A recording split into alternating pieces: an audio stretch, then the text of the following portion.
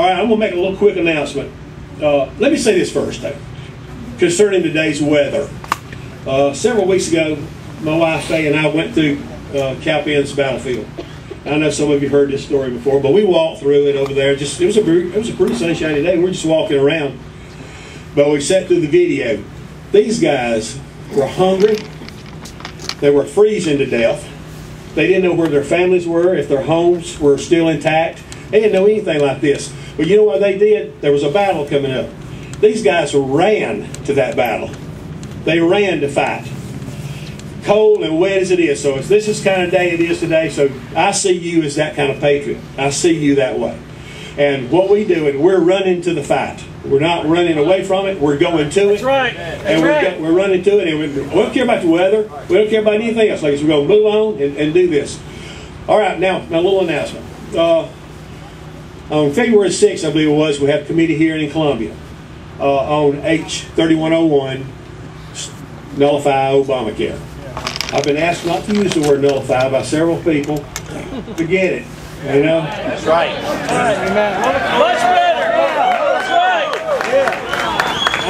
I am tired of the other side dictating the rules of engagement. That's right. They tell you what words you can't use, what you can't say, what you can't think, where you can't stand, all this kind of thing. Well, let me tell you something. War is war, and I'm afraid, I'm not talking about physical war, but we're fighting for what's right.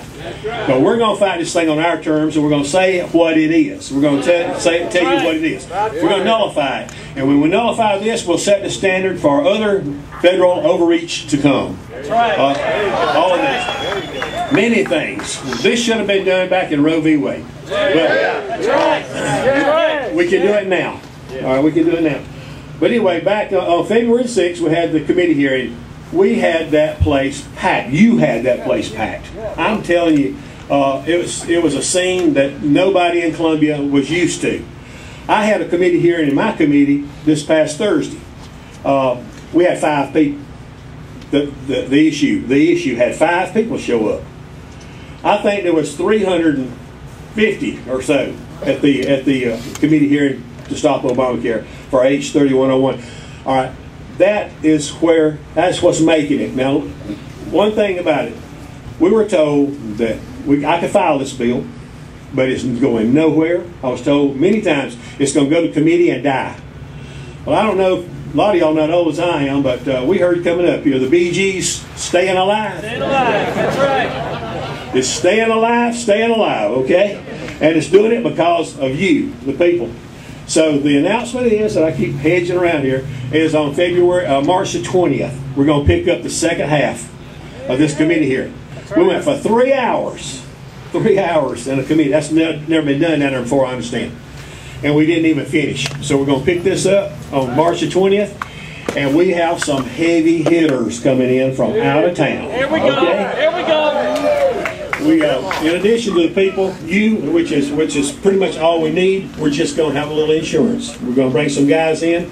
We have one of the premier constitutional attorneys in the United States. Outstanding. That's going to come in here and give us a few little lessons, us, the State House, a few lessons about what can be done and what we're doing and where we are and what we can expect.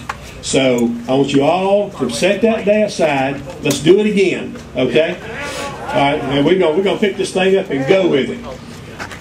Anyway, I won't take any more time. It's cold, and a lot of people need to speak. And what time? Don't know yet. And by the way, let me just say this. I had to really pin some people down to get the March 20th date, just that much. That could change because there's a lot of little tricks that go on in Columbia. A lot of things happen, and a lot of false starts and things like this. But I believe we're okay with this. The time we've got a month now, so we'll have plenty of time to get that to you.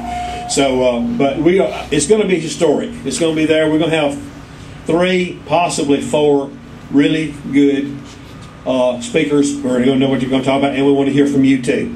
So we appreciate it. So once again, thank y'all so much for what you're doing. H3101 is the bill. It's the one we're hanging on to. We got some other things that are starting that they want to blend together. We may at some point do a little blending, but we're going to do it only after we've put it on Facebook and everywhere and let you see it and see what you think about it. We're not going to do any changes without letting you know about this thing, because you're not going. This is no trick. This is no rope-a-dope or anything like that. This is serious. I'm taking my orders from you. The only thing I bring is the seat. I've got the seat down there, and I'm proud of that and thankful for that. I took an oath to uphold the Constitution and to protect the people of South Carolina, and we're going to do it. Thank you so much.